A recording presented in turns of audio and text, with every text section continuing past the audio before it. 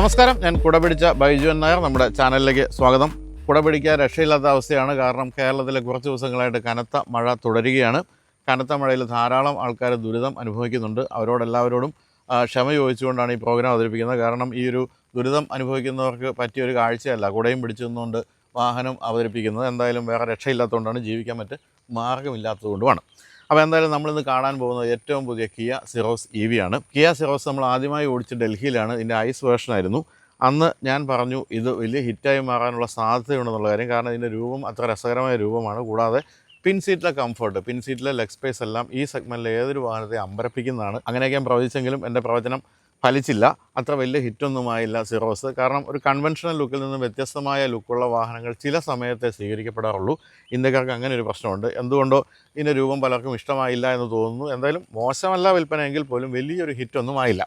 പക്ഷേ അന്ന് ഞാൻ പ്രവചിച്ച മറ്റൊരു കാര്യമുണ്ട്. ഈ വാഹനത്തിൻ്റെ EV വരികയാണെങ്കിൽ ഇതിലൊന്നും ചെയ്യാനില്ല. നേരെ ബാറ്ററി പായ്ക്കും മോട്ടോർ എടുത്ത് ഫിറ്റ് ചെയ്താൽ മതി. കാരണം ഇതിൻ്റെ രൂപം ഒരു EVക്ക് ചേരുന്നതാണ് എന്ന് ഞാൻ അന്ന് പ്രഖ്യാപിച്ചിരുന്നു, അല്ലെങ്കിൽ പ്രവചിച്ചിരുന്നു. ഏതായാലും അധികം താമസിയാതെ ഇതിൻ്റെ EVയും വന്നിരിക്കുകയാണ്. ഈ EVയുടെ പ്രധാനപ്പെട്ട പ്രത്യേകത എന്താണെന്ന് ചോദിക്കുകയാണെങ്കിൽ, ഒരു കുഞ്ഞനാണെങ്കിലും ഇതിലെ ബാറ്ററി പാക്കൊക്കെ വളരെ വലുതാണെന്നുള്ള കാര്യമാണ്. കാരണം ഇതിനേക്കാളൊക്കെ വളരെ വലിയ മോഡലായ ഹ്യുണ്ടായി ക്രെറ്റയിലെ അതേ ബാറ്ററി പാക്കാണ് ഇതിൽ കൊടുത്തിരിക്കുന്നത്. ഒരു 42 കിലോ വാട്ടിൻ്റെയും 51.4 കിലോ വാട്ടിൻ്റെയും എന്ന് പറഞ്ഞാൽ എങ്ങനെ പോയാലും 523 കമ്പനി പറയുന്നതെങ്കിൽ 400 കിലോമീറ്റർ കൂടുതൽ റേഞ്ച് കിട്ടാനുള്ള സാധ്യതയുണ്ട്. തന്നെയുമല്ല, ഞാൻ നേരത്തെ പറഞ്ഞൊരു പ്രധാനപ്പെട്ട കാര്യമുണ്ട്. ഇൻറ്റീരിയർ സ്പേസിൻ്റെ കാര്യത്തിലായാലും ഇൻറ്റീരിയർ കംഫർട്ടിൻ്റെ കാര്യത്തിലായാലും എല്ലാം വളരെ മുന്നിലാണ് ഈ ഒരു വാഹനം. മറ്റൊരു കാര്യമുള്ളത്, ഇതിൻ്റെ ഐസ് വേർഷൻ വന്നപ്പോൾ പലരും പറഞ്ഞു ഇതിൻ്റെ സസ്പെൻഷൻ അല്പം സ്റ്റിഫാണെന്നുള്ള കാര്യം. പൊതുവേ EVകൾക്കാണ് സസ്പെൻഷൻ സ്റ്റിഫായിട്ട് കാണാറുള്ളത്. അത് വളരെ ചെറിയ, എൻ്റെ കയ്യിലുള്ള ചെറിയ കോമറ്റ് തൊട്ട് ഏതൊരു വലിയ വാഹനത്തിലേക്ക് പോയാലും സസ്പെൻഷൻ അല്പം സ്റ്റിഫായിരിക്കും. ഈ ബാറ്ററി പായ്ക്ക് താഴെ കനത്ത വെയിറ്റുള്ള ബാറ്ററി പായ്ക്ക് കിടക്കുന്നുണ്ടായിരിക്കാം. പക്ഷേ ഈ വാഹനം ഓടിച്ച് നോക്കിയപ്പോൾ എനിക്ക് തോന്നിയത് ഐസ് വേർഷനേക്കാൾ സോഫ്റ്റാണ് ഇതിൻ്റെ സസ്പെൻഷൻ എന്നുള്ള കാര്യമാണ്. മറ്റൊരു കാര്യം, എപ്പോഴും ബാറ്ററി പായ്ക്ക് താഴെ വിരിച്ചിടുന്നൊരവസ്ഥ ആയതുകൊണ്ട് തന്നെ ഗ്രൗണ്ട് ക്ലിയറൻസ് കുറവാണ് EVകൾക്ക്. പക്ഷേ ഈ വാഹനം ആ ഒരു പരമ്പരാഗത ധാരണയും തെറ്റിച്ചിരിക്കുകയാണ്. ഇതിന് 197 കിലോമീറ്റർ ഗ്രൗണ്ട് ക്ലിയറൻസ് ഉണ്ട്. എന്ന് പറഞ്ഞാൽ 7 മില്ലിമീറ്റർ കൂടുതലാണ് ഐസ് വേർഷനേക്കാളും. അങ്ങനെ നോക്കുമ്പോൾ ഒരു പേടിയുമില്ലാതെ എവിടെയും കയറ്റിക്കൊണ്ട് പോകാവുന്ന വാഹനമാണ്. മൊത്തത്തിൽ ഇതിൻ്റെ ഫ്ലോർ ഒരു 10 mm ഉയർത്തിയിട്ടുണ്ട് ബാറ്ററി പാക്ക് വയ്ക്കാൻ വേണ്ടി. എന്നിട്ട് സസ്പെൻഷനിൽ കാര്യമായ മാറ്റങ്ങളൊക്കെ വരുത്തിയിട്ടാണ് ഈ ഒരു 7 mm ഗ്രൗണ്ട് ക്ലിയറൻസ് നമുക്ക് കൂടുതലായിട്ട് തന്നിരിക്കുന്നത്. അപ്പോൾ അങ്ങനെ ധാരാളം പ്രത്യേകതയുള്ള വാഹനമാണ്. തന്നെയുമല്ല, റേഞ്ചിൻ്റെ കാര്യത്തിൽ ഒട്ടും മോശവുമല്ല. പിന്നെ കിയ ആണല്ലോ, കിയ നമ്മൾ ഇന്ത്യക്കാരങ്ങ് ഏറ്റെടുത്തൊരു വാഹന കമ്പനിയാണ്. അങ്ങനെ ധാരാളം പ്രത്യേകതയുള്ള വാഹനമാണ്. അപ്പോൾ എല്ലാവർക്കും കൊടുമഴയത്ത് നിന്നുകൊണ്ട് ഏറ്റവും പുതിയ കിയ സിറോസ് EVയുടെ ടെസ്റ്റ് ഡ്രൈവിലേക്ക് എല്ലാവർക്കും സ്വാഗതം. എന്തായാലും സിറോസിൻ്റെ ഐസ് വേർഷൻ വന്നതിനൊക്കെ കൂടുതൽ ശ്രദ്ധ നേടിയിട്ടുണ്ട്. വളരെ കുറഞ്ഞ ദിവസങ്ങൾ കൊണ്ട് തന്നെ EV എന്നുള്ള കാര്യം സംശയമില്ല. കാരണം ഇത് ലോഞ്ച് ചെയ്യുന്നു കേട്ടപ്പോൾ തന്നെ ഇതിൻ്റെ ഡീലർഷിപ്പിൽ, കൊച്ചിയിലെ ഡീലർഷിപ്പിൽ മാത്രം 100-ലധികം ബുക്കിംഗ് ആ ഒറ്റ ദിവസം കിട്ടി. ഇപ്പോഴും ബുക്കിംഗ് തുടർന്നുകൊണ്ടിരിക്കുകയാണ്. അപ്പോൾ ഇതിനൊരു ഐസ് വേർഷനായിട്ടല്ല, ഒരു EV ആയിട്ട് കാണാനാണ് ജനം ഇഷ്ടപ്പെടുന്നതെന്ന് തോന്നുന്നു. ഇതിൻ്റെ രൂപം അങ്ങനെ ആയതുകൊണ്ടായിരിക്കാം. എന്തായാലും ഈ ഒരു വാഹനം വന്നപ്പോൾ ഞാൻ പ്രവചിച്ച പോലെ തന്നെ വലിയ മാറ്റങ്ങൾ വരുത്താതെയാണ് ഇതിൽ ബാറ്ററി പാക്കും അതുപോലെ മോട്ടറൊക്കെ ഫിറ്റ് ചെയ്തിരിക്കുന്നത്. വളരെ ചെറിയ മാറ്റങ്ങൾ, അതായത് ഈ ഒരു ബമ്പറിൻ്റെ ഭാഗത്തൊരു ചെറിയ മാറ്റം സംഭവിച്ചിട്ടുണ്ട്. സ്ഥിരമായി സിറോസ് ഓടിക്കുന്നവർക്കറിയാം, ഇവിടെ ഇങ്ങനെ ഒരു എയർ ഇൻടേക്ക് ഉണ്ടായിരുന്നില്ല. അതാണ് മോട്ടറൊക്കെ ഒന്ന് കൂളാക്കാൻ വേണ്ടി അങ്ങനെ ഒരു എയർ ഇൻടേക്ക് ഈ ഭാഗത്ത് വന്നു എന്ന് ഒഴിച്ചു നിർത്തിയാൽ വലിയ മാറ്റങ്ങളില്ല. അതോടൊപ്പം തന്നെ ഈ ഒരു ഭാഗത്ത് ഫോഗ് ലാമ്പിൻ്റെ ഈ ഒരു ഭാഗത്ത് വന്നിരിക്കുന്ന കൺസോളിൽ ചെറിയൊരു രൂപമാറ്റം, വളരെ ചെറിയൊരു രൂപമാറ്റം സംഭവിച്ചിട്ടുണ്ട്. അത് ഒഴിച്ചു നിർത്തിയ മുൻഭാഗത്ത് യാതൊരു മാറ്റവുമില്ല. എന്തായാലും എനിക്ക് കാണാൻ വലിയ ഇഷ്ടമുള്ളൊരു മോഡലാണിത്. കിയയുടെ എല്ലാ മോഡലുകളും എനിക്കിഷ്ടമാണ്. അതോടൊപ്പം തന്നെയാണ് ഈ ഒരു വാഹനത്തെയും ചേർത്ത് നിർത്താവുന്നത്. വളരെ ഭംഗിയുള്ള 3 പോഡ് ഹെഡ്ലാമ്പാണ് കൊടുത്തിരിക്കുന്നത്, LED ഹെഡ്ലാമ്പ്. അതോടൊപ്പം തന്നെ ഇങ്ങനെ ഈ ഒരു വെർട്ടിക്കൽ രീതിയിലുള്ള DRLും അത് നല്ല ഭംഗിയാണ്. അതുകൊണ്ട് തന്നെ വാഹനത്തിന് നല്ലൊരു ഉയരം തോന്നിക്കും മുൻഭാഗത്ത് നോക്കിക്കഴിയുമ്പോൾ. താഴെയായിട്ടാണെങ്കിലും ഈ ഒരു കൺസോളും ഒക്കെ നല്ല ഭംഗിയായിട്ടുണ്ട്. ഈ ഒരു നിറം, അതായത് മാറ്റ് ബ്ലാക്ക് എന്ന് പറയുന്നത് ഇപ്പോൾ EVയിലാണ് സ്പെഷ്യലായിട്ട് വന്നിരിക്കുന്നത്. നേരത്തെ ഒരു മാറ്റ് ഫിനിഷുള്ള ഒരു കളറുള്ളത് സിൽവർ ആയിരുന്നു ഐസ് വേർഷനെങ്കിൽ, ഇതിപ്പം ഫുൾ ബ്ലാക്കാണ്. അത് മഴയത്തൂടെ കിടക്കുമ്പോൾ നല്ല ഭംഗിയാണ് കേട്ടോ. പിന്നെ കേരളത്തിൽ എപ്പോഴും മഴയത്ത് കിടക്കുന്നുണ്ട്, എപ്പോഴും നല്ല ഭംഗിയായിരിക്കും. താഴെയായിട്ടും വലിയ എയർ ഇൻടേക്കാണ് കൊടുത്തിരിക്കുന്നത്. അല്പം കുനിഞ്ഞ് താഴെ നോക്കുകയാണെങ്കിൽ, എനിക്ക് പ്രായം കൊണ്ട് കുനിയാൻ വയ്യ, അപ്പോൾ അവിടെ നോക്കുകയാണെങ്കിൽ നിങ്ങൾക്ക് ബാറ്ററി പാക്കിൻ്റെ അറ്റം കാണാം. അത് നിങ്ങൾക്ക് ഹ്യുണ്ടായി ക്രെറ്റയിലും കാണാം. അത് ഇവരുടെ ഒരു രീതിയാണ്. അതോടൊപ്പം തന്നെ താഴെയായിട്ട് ഒരു ഫുൾ പിയാനോ ബ്ലാക്ക് ഫിനിഷുള്ള ഒരു ലോവർ ഭാഗവും കാണാം. വളരെ ഉയർന്നു നിൽക്കുന്ന ഈ ഒരു ബോണറ്റായാലും അതിലെ വലിയ ഹെവി ലൈനുകളൊക്കെ ആയാലും തന്നെ ഈ വാഹനത്തെ വളരെ ബോൾഡാക്കുന്നുണ്ട്. കിയ എന്നുള്ള ബാഡ്ജിങ് ഉൾപ്പെടെയുള്ള എല്ലാ കാര്യങ്ങളും ബ്ലാക്ക് ഫിനിഷിങ് കൊടുത്തിരിക്കുന്നതും ഭംഗിയായിട്ടുണ്ട്. അപ്പോൾ നമുക്കിനി വശക്കാഴ്ചയിൽ കിടക്കാം. വശക്കാഴ്ചയിൽ പ്രധാനമായിട്ടും ഐസ് വേർഷനിൽ ആദ്യകാലത്ത് വന്നിരുന്ന അലോയ് വീലാണ് ഇതിലും കൊടുത്തിരിക്കുന്നത്. അത് നല്ല ഭംഗിയുള്ള അലോയ് വീലാണ്. അത് ഈ ബ്ലാക്ക് ഫിനിഷ് നന്നായിട്ട് ചേരുന്നുമുണ്ട്. അതിന് സിൽവർ ഫിനിഷും ബ്ലാക്ക് ഫിനിഷും കൊടുത്തിരിക്കുന്നു. 17 ഇഞ്ച് ടയേഴ്സാണ് കൊടുത്തിരിക്കുന്നത്. 197 മില്ലിമീറ്റർ എന്ന് പറയുന്നത് ഗ്രൗണ്ട് ക്ലിയറൻസ് നിങ്ങൾക്ക് വളരെ വ്യക്തമായിട്ട് ഈ സൈഡ് പ്രൊഫൈലിൽ കാണാൻ നല്ല ഭംഗിയായിട്ടുണ്ട്.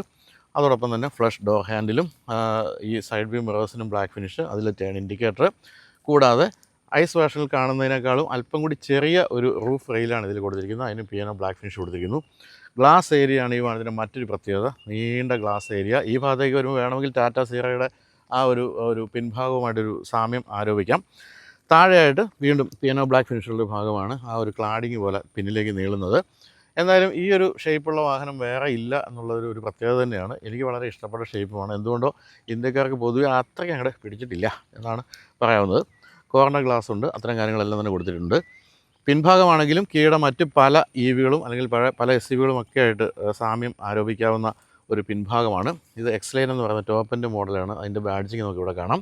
അതുപോലെ ഒരു ഇൻ്റഗ്രേറ്റഡ് സ്പോയിലറും ഷാർഫിൻ ആൻറ്റിനയും ഡീഫോഗറും അതുപോലെ വൈപ്പറും അത്തരം കാര്യങ്ങളെല്ലാം തന്നെ കൊടുത്തിട്ടുണ്ട്. എന്തായാലും ഇവിടെ ഈ കാണുന്നത് വെർട്ടിക്കൽ രീതിയിൽ തന്നെയുള്ള ഒരു പിൻഭാഗത്തെ LED ലൈറ്റാണ്. അത് നല്ല ഈ മുൻഭാഗത്ത് നമുക്ക് തോന്നിച്ച പോലെ തന്നെ നല്ലൊരു ഉയരം തോന്നിക്കാൻ ഇതും സഹായിക്കുന്നുണ്ട്. ടെയിൽ ലാമ്പ് കൊടുത്തിരിക്കുന്നത് താഴെയായിട്ടാണ്. അതും നല്ല LED tail lamp clear lens ആയിട്ട് കൊടുത്തിരിക്കുന്നു. ആ ഭാഗമൊക്കെ നല്ല ഭംഗിയായിട്ടുണ്ട്. പിൻഭാഗം ഒരു ബോക്സി ടൈപ്പ് ആണെങ്കിൽ പോലും അതിനൊരു ഭംഗിയുണ്ടെന്നുള്ള കാര്യത്തിൽ സംശയമില്ല. ഇവിടെയൊക്കെ പിയാനോ ബ്ലാക്ക് ഫിനിഷുള്ള ഭാഗമൊക്കെ കൊടുത്തിട്ടുണ്ട്. ഇതൊന്നും ഐസ് വേർഷനുമായിട്ട് ഒരു തരത്തിലും മാറി നിൽക്കുന്നില്ല. ആകെ ഒരു മാറ്റം എന്ന് പറയുന്നത് സിറോസ് EV എന്നുള്ള ഒരു ബാഡ്ജിങ് മാത്രമാണ്.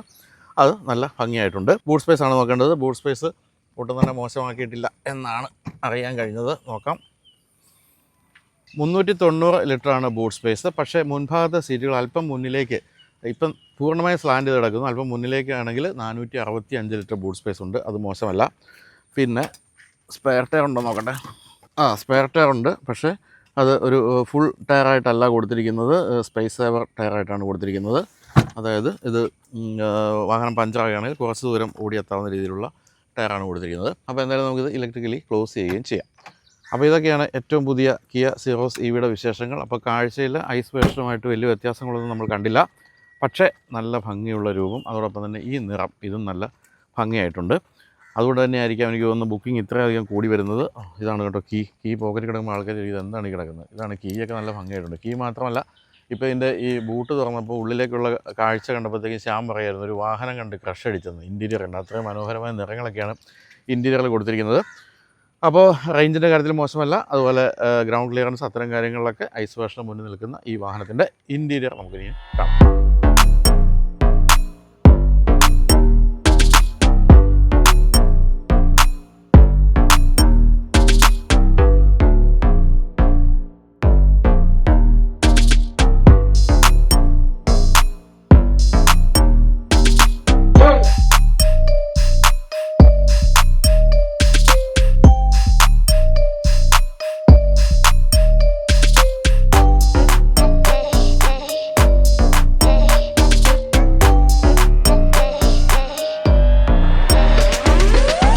ഇതാണ് ഇൻറ്റീരിയർ. ഞാനിപ്പോൾ ഇങ്ങനെ ശ്യാമിനോട് പറയായിരുന്നു, നമ്മളിപ്പോൾ പ്രതാപ് ബോസിനെ പോലെയൊക്കെയുള്ള മഹീന്ദ്രയുടെയൊക്കെ ഡിസൈനർ ഉണ്ടല്ലോ, അവരെയൊക്കെ നമ്മൾ മാനോളം പുകഴ്ത്തുമ്പോൾ ഈ കിയയുടെയൊക്കെ അൺസങ് ഹീറോസ് ഉണ്ട്. ഇവരുടെയൊക്കെ ആരാണ് ഇതൊക്കെ ഡിസൈൻ ചെയ്തത് നമുക്ക് അറിഞ്ഞുകൂടാ. ഓരോ ഹാങ് എന്നൊക്കെ പറയുന്ന ആൾക്കാരൊക്കെ ആയിരിക്കും, പക്ഷെ നമുക്ക് അറിഞ്ഞുകൂടാ.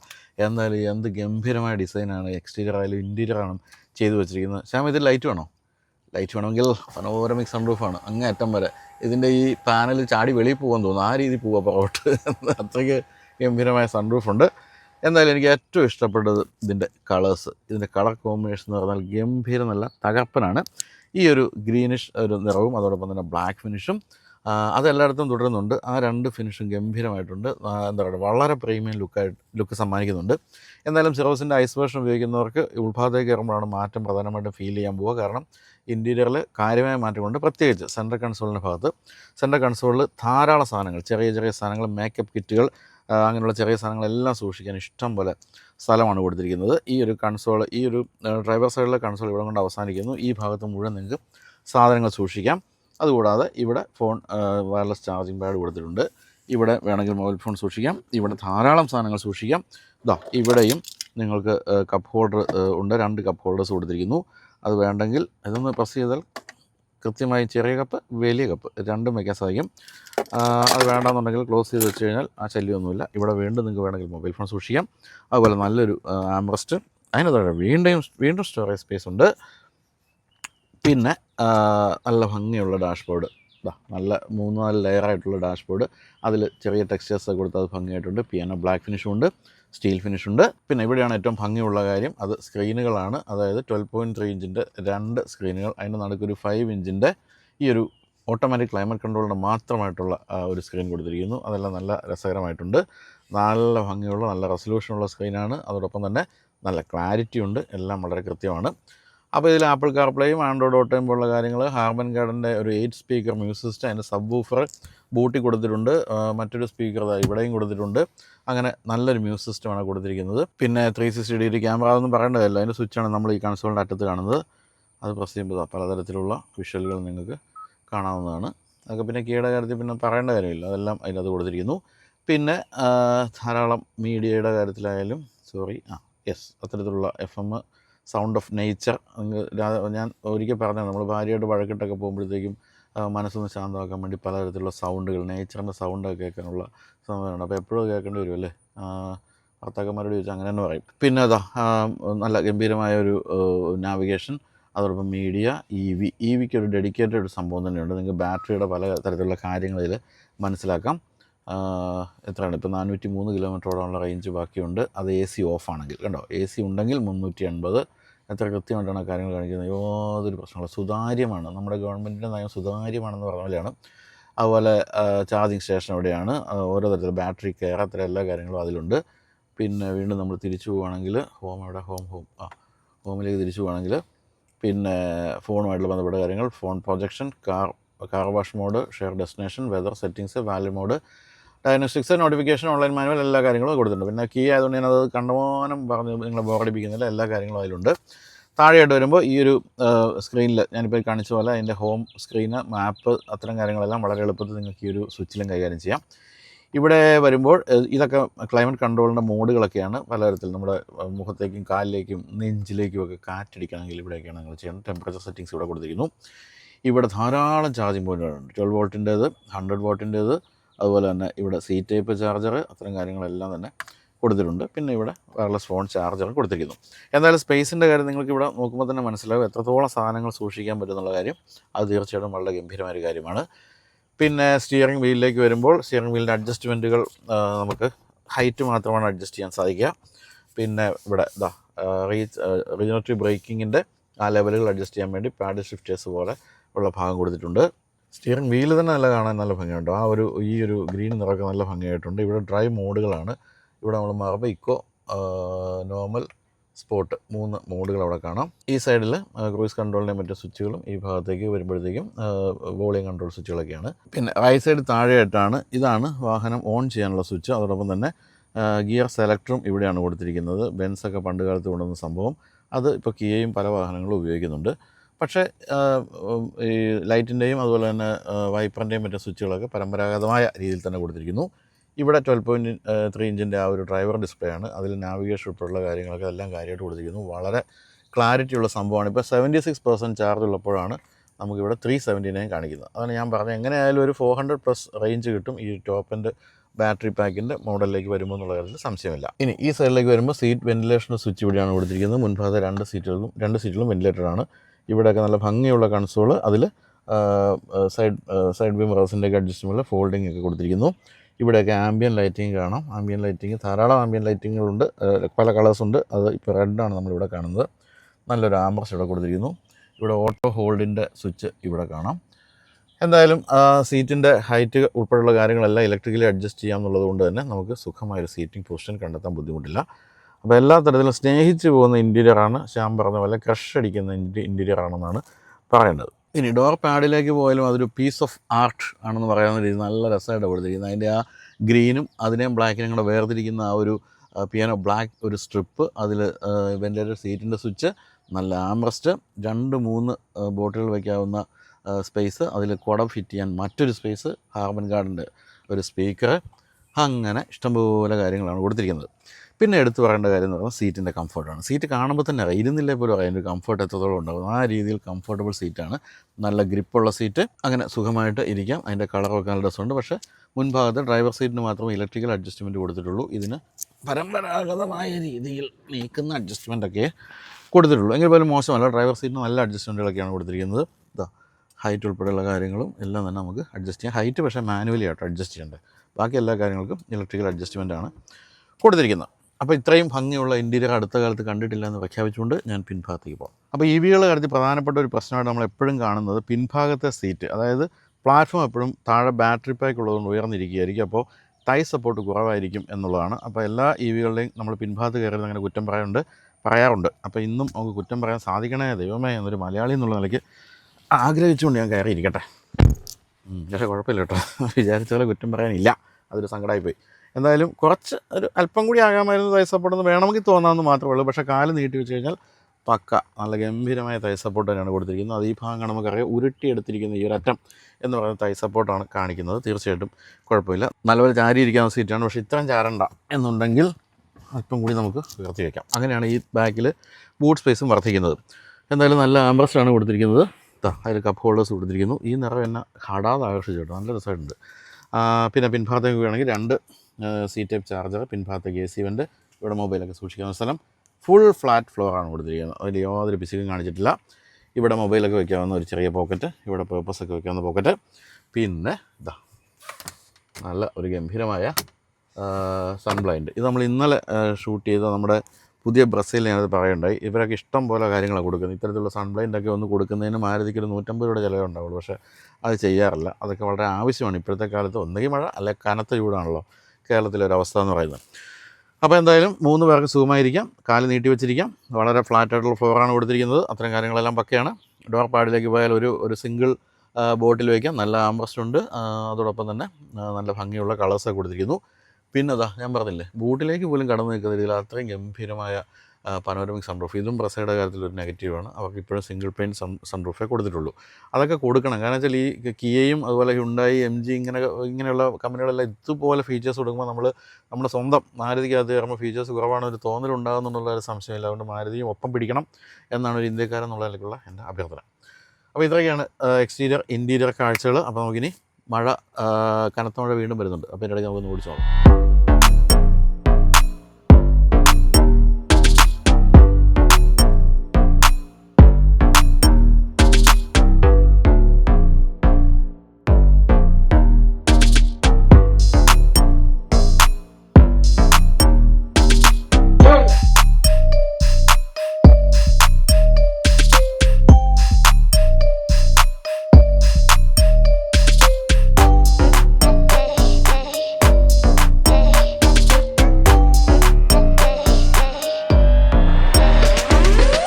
കിയ സെറോസിൻ്റെ 5 വേരിയൻസ് ആണുള്ളത്. അതിൽ എൻട്രി ലെവൽ മോഡൽ നമുക്കറിയാവുന്ന പോലെ ചെറിയ ബാറ്ററി പാക്ക് ഉള്ളതാണ്. പക്ഷേ അതിൽ പോലും മോശമല്ലാത്ത ഫീച്ചേഴ്സ് കൊടുത്തിട്ടുണ്ട്. അതിന് പക്ഷേ 16 ഇഞ്ച് ടയേഴ്സാണ്, ഇതിന് 17 ആണെങ്കിൽ.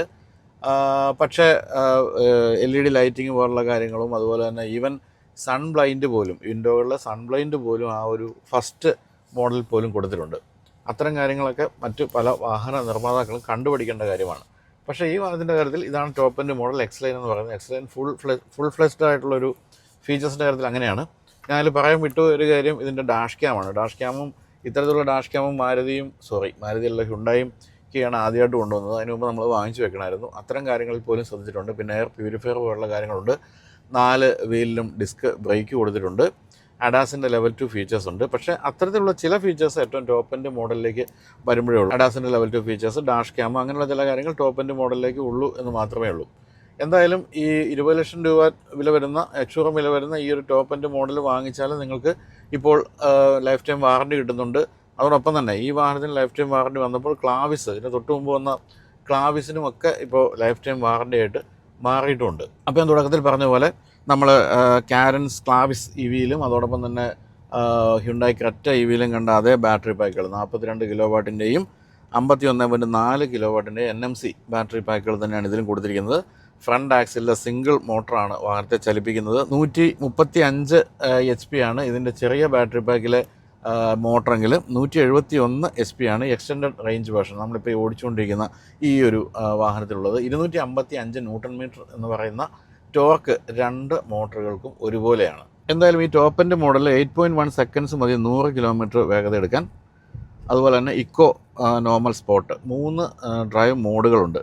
ഓരോന്നിലും ടോട്ടൽ റെസ്പോൺസ് മാറുന്നത് നമുക്ക് കൃത്യമായിട്ട് അറിയാം. ആ സ്പോട്ടിലേക്കൊക്കെ എത്തുമ്പോഴേക്കും വളരെ ഷാർപ്പായിട്ടുള്ള ടോട്ടൽ റെസ്പോൺസാണ് നമുക്ക് കിട്ടുന്നത്. എന്തായാലും ഒരു ഇനിഷ്യൽ ഒരു പിക്കപ്പ് എന്ന് പറയുന്നത് കുറച്ച് ലീനിയർ ആയിട്ടാണ് കൊടുത്തിരിക്കുന്നത്, അത് 3 മോഡുകളിലും. അതുകൊണ്ട് പെട്ടെന്ന് വണ്ടി എടുത്ത് കൈവിട്ട് പോകുമെന്നുള്ളൊരു ഭയം വേണ്ട. എന്തായാലും വാഹനം ഓവർടേക്ക് ചെയ്യണമെങ്കിൽ വേണമെങ്കിൽ പെട്ടെന്ന് സ്പോട്ടിലേക്ക് മാറ്റിയിട്ട് ഞൊടിയിടയിൽ ഒരു വാഹനത്തെ ഓവർടേക്ക് ചെയ്യാനും സാധിക്കും. അതുപോലെ തന്നെ റീജൻ ബ്രേക്കിംഗ് മോഡുകളുണ്ട്, അത് പാഡ് ഷിഫ്റ്റേഴ്സിലാണ് കൊടുത്തിരിക്കുന്നത്. വളരെ ഗംഭീരമായ മോഡുകൾ. അതായത് നമ്മൾ അതിൻ്റെ ടോപ്പിലേക്കൊക്കെ പോവുകയാണെങ്കിൽ വാഹനം നമ്മൾ പിന്നെ ബ്രേക്ക് ഉപയോഗിക്കേണ്ട കാര്യമേ ഇല്ല എന്ന് തന്നെ പറയാം. ആ ഒരു റെസിസ്റ്റൻസ് വളരെ കൃത്യമായിട്ട് നമുക്ക് കിട്ടുന്നുണ്ട്. അതുപോലെ തന്നെ ലെഫ്റ്റിലെ ആ റീജനറേറ്റീവ് ബ്രേക്കിൻ്റെ പാഡിൽ നമ്മൾ പ്രസ് ചെയ്ത് പിടിക്കുകയാണെങ്കിൽ നമുക്ക് സിംഗിൾ പെഡൽ ഡ്രൈവിങ് സാധ്യമാകും. അതായത് പിന്നെ നമുക്ക് ബ്രേക്ക് ഉപയോഗിക്കേണ്ട കാര്യമേ ഇല്ല എന്നാണ് പറയേണ്ടത്. NBH ലെവലുകളൊക്കെ ആണെങ്കിലും ഗംഭീരമാണ്. ടയർ ഉരയുന്ന ശബ്ദം പോലും കേൾക്കുന്നില്ല എന്നുള്ളതാണ് സത്യം. ആകെ AC-യുടെ ഒരു ഫാനിൻ്റെ ശബ്ദമല്ലാതെ മറ്റൊരു ശബ്ദവും നമ്മളെ അലോസരപ്പെടുത്തുന്നില്ല. ഇനി ചാർജിങ്ങിലേക്ക് പോവുകയാണെങ്കിൽ 10 to 80% നമുക്ക് 100 kW DC ഫാസ്റ്റ് ചാർജർ ആണെങ്കിൽ 70% ചാർജ് ആകാൻ, അതായത് 10 to 80% ചാർജ് ആകാൻ വെറും 39 മിനിറ്റ് മതി. പക്ഷേ 11 kV വാൾ ബോക്സ് ചാർജർ ആണെങ്കിൽ ഈ ഒരു ടോപ്പ് എൻഡ് മോഡലിന് പോലും 4 മണിക്കൂർ മതി എന്നുള്ളതാണ് മറ്റൊരു പ്രധാനപ്പെട്ട കാര്യം. ഇനി സേഫ്റ്റിയിലേക്ക് പോവുകയാണെങ്കിൽ 6 എയർ ബാഗുകൾ, എല്ലാ വീലുകളിലും disc brake, tyre pressure monitoring system, അതുപോലെ തന്നെ ഐസോഫിക്സ് ചൈൽഡ് സീറ്റ് മൗണ്ടുകൾ, അത്തരം കാര്യങ്ങളെല്ലാം കൊടുത്തിട്ടുണ്ട്. അതുപോലെ അഡാസിൻ്റെ ലെവൽ 2 ഫീച്ചേഴ്സ് വളരെ കോംപ്രഹെൻസീവ് ആയിട്ടുള്ള ഫീച്ചേഴ്സാണ്. Adaptive cruise control with stop and go, പിന്നെ lane keep assist, forward and rear collision avoidance and blind spot camera, അത്തരം കാര്യങ്ങളെല്ലാം തന്നെ കൊടുത്തിട്ടുണ്ട്. ഈ സിറോസിൻ്റെ ഐസ് വേർഷനിൽ നമുക്ക് 5 സ്റ്റാർ റേറ്റിംഗ് ക്രാഷ് ടെസ്റ്റ് കിട്ടിയിട്ടുണ്ട്. ഇത് പക്ഷേ റേറ്റിങ്ങിനായിട്ട് കൊടുത്തിട്ടില്ല എന്ന് തോന്നുന്നു. എന്തായാലും കിട്ടാനുള്ള സാധ്യത 100% ഉണ്ട് എന്നാണ് പറയേണ്ടത്. എന്തായാലും നിങ്ങൾ കിയ സിറോസിൻ്റെ ഐസ് മോഡലുകൾ ഏതെങ്കിലും ഓടിച്ചിട്ട് സസ്പെൻഷൻ അല്പം സ്റ്റിഫാണെന്ന് തോന്നുന്നുണ്ടെങ്കിൽ നിങ്ങൾ EV ഓടിച്ച് നോക്കുക. തീർച്ചയായിട്ടും സസ്പെൻഷൻ ഗംഭീരമായിട്ട് അവർ റീവർക്ക് ചെയ്തിട്ടുണ്ട്. വളരെ സോഫ്റ്റ് സസ്പെൻഷനാക്കി മാറ്റിയിട്ടുണ്ട്. ഒട്ടും ബമ്പി ഫീലൊന്നുമില്ല. സാധാരണ EVകളിൽ ബമ്പി ഫീലാണ് വരുന്നതെങ്കിൽ ഇത് നേരെ തിരിച്ചാണ് സംഭവിച്ചിരിക്കുന്നത്. അതും ഒരു പ്രത്യേകതയായിട്ട് എടുത്തു പറയാവുന്ന കാര്യമാണ്. അപ്പോൾ എന്തായാലും നല്ല ഒരു ഡ്രൈവിംഗ് അനുഭവം സമ്മാനിക്കും ഈ വാഹനം എന്നുള്ളൊരു സംശയമില്ല. അതോടൊപ്പം തന്നെ ഫീച്ചേഴ്സിൻ്റെ തിരതള്ളലാണല്ലോ, ഇല്ലാത്ത ഫീച്ചേഴ്സ് ഒന്നും തന്നെ ഇല്ല. നല്ല ഗംഭീരമായ മനസ്സിന് സന്തോഷം തരുന്ന ക്യാബിനാണ്. അതോടൊപ്പം തന്നെ വളരെ പ്രധാനപ്പെട്ട ഒരു കാര്യം ഞാൻ പറയാൻ വിട്ടുപോയി, അത് ഇതിന് ഫ്രങ്ക് സ്പേസും ഉണ്ടെന്നുള്ള കാര്യമാണ്. 16 ലിറ്റർ ഫ്രങ്ക് സ്പേസ് ആണ് മുൻഭാഗത്ത് കൊടുത്തിരിക്കുന്നത്. കൂടാതെ ലെഫ്റ്റ് സൈഡിലാണ് ഇതിൻ്റെ ചാർജിങ് പോർട്ട്. വളരെ എളുപ്പത്തിൽ നമുക്ക് പോർച്ചിലേക്ക് കൊണ്ട് നിർത്തി ചാർജ് ചെയ്യാം. അങ്ങനെ എല്ലാ തരത്തിലും മനസ്സിന് സന്തോഷം തരുന്നൊരു വാഹനമാണെന്നുള്ളൊരു സംശയമില്ല. വിലയുടെ കാര്യത്തിൽ മനസ്സ് സന്തോഷം തരുന്നുണ്ടെന്നുള്ളത് നിങ്ങൾ തീരുമാനിക്കുക. എന്തായാലും ലൈഫ് ടൈം വാറണ്ടി ഉള്ളതുകൊണ്ട് ആ വിലയും അങ്ങനെ നമ്മളെ പേടിപ്പിക്കുന്ന വിലയല്ല എന്നുള്ള കാര്യം വേണമെങ്കിൽ പറയാം. അപ്പോൾ ഇനി ചവിട്ടി പിടിക്കട്ടെ. എന്താ മഴ ശ്യാമേ, മഴ വരുന്നുണ്ടോ? ഈ മഴ ദൈവങ്ങൾ എപ്പോഴും നമ്മളെ സഹായിക്കാറുണ്ട്. നമ്മൾ ഷൂട്ട് തീർന്നു കഴിയുമ്പോഴാണ് സാധാരണ മഴ പെയ്യാറുള്ളത്. ഇന്നും അങ്ങനെ തന്നെ സംഭവിക്കട്ടെ എന്നാണ് വിശ്വസിക്കുന്നത്. അപ്പോൾ അവസാനിപ്പിക്കാം.